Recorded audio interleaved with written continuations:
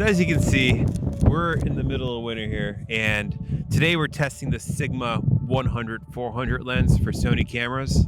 We're doing some birding and wildlife photography here today. As you can tell, it's pretty cold out. It's pretty, honestly, not too windy for this area this time of year.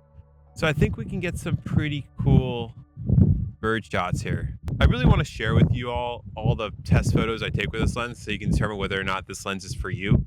But first, I want to give you some initial thoughts and go over the technical specs.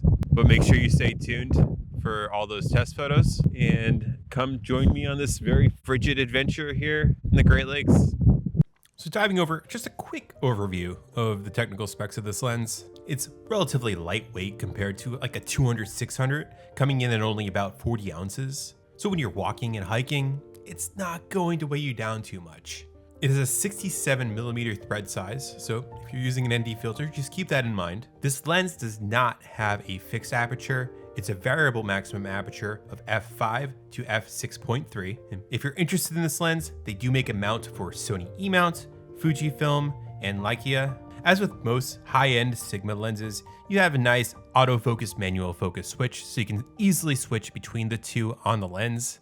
It also allows you to set your focus range, and the lens is also equipped with optical steady shot, which is always nice with a long zoom lens.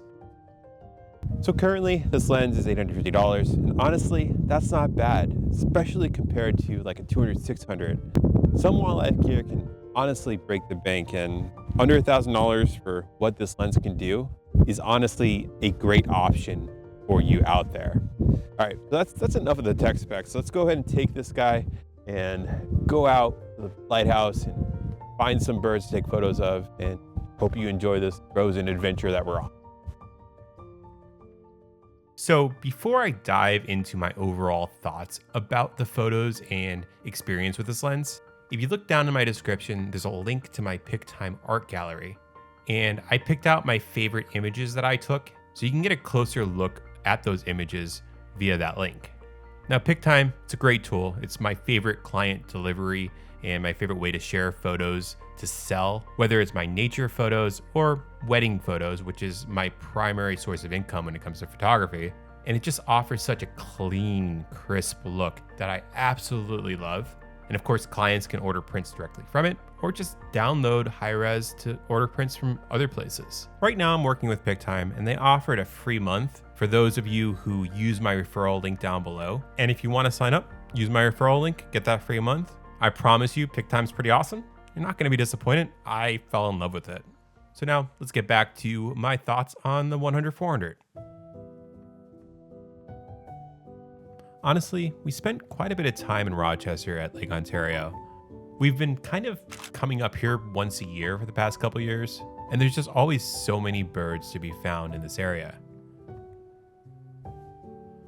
I was excited to review this lens because it is lightweight, and I'm walking around on these icy piers, and having a smaller, lightweight zoom lens in this scenario felt a lot better than something a little bit heavier or clunkier.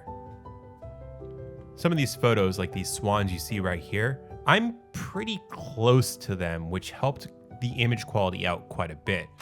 And I absolutely love how curious some of these swans were. They were just kind of swimming up next to me while I was laying down. It's honestly a pretty nice moment. As far as some of the smaller birds, they're kind of harder to get closer to. There was a couple spots where I kind of tried to sneak up on them and laid down and kind of hoped that they just kind of swam into frame. And that worked somewhat, but I still needed to do some pretty intense cropping. Fortunately, my Sony a7 IV, equipped with this lens, allows me to crop pretty heavily, but in some of these photos with that heavy crop, you're going to see that deterioration in image quality. Overall, while reviewing the multiple images I got from this lens, as the birds and subjects were closer to me, I really loved the image. And honestly, as you can expect, as you get further away, the image quality goes down quite a bit. But that's not because of the lens, it's simply because that's how far away the bird was. Nevertheless, I really love taking images of those faraway birds. That way we can capture the memory and remember what we saw that day.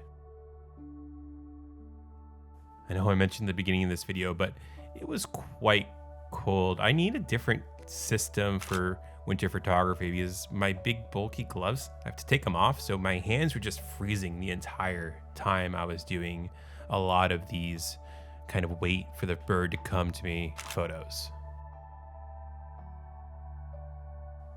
This moment I thought was really cool. There was just so many of them in one area. I was so stoked to see them and try and capture an image of them all taking off at the same time. This is my favorite image I got from that series of shots.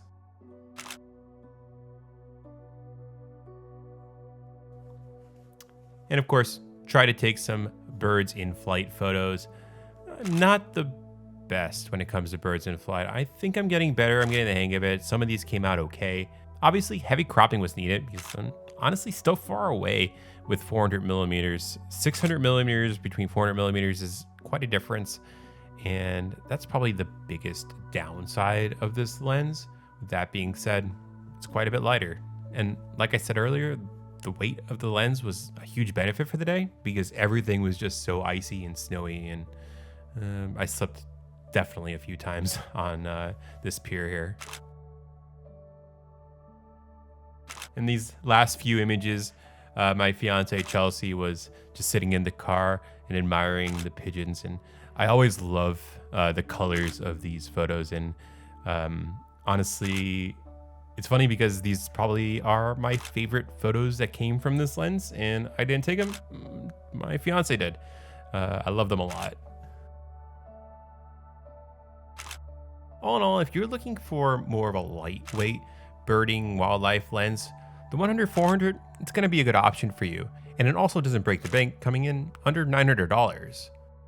With that being said, if you're purely chasing quality, in the Sigma lineup, the 500mm prime lens from them is just magic in my opinion. I got so much image quality out of that lens. And I think in most scenarios, I'm going to be opting in at using the 500 prime over this 100-400.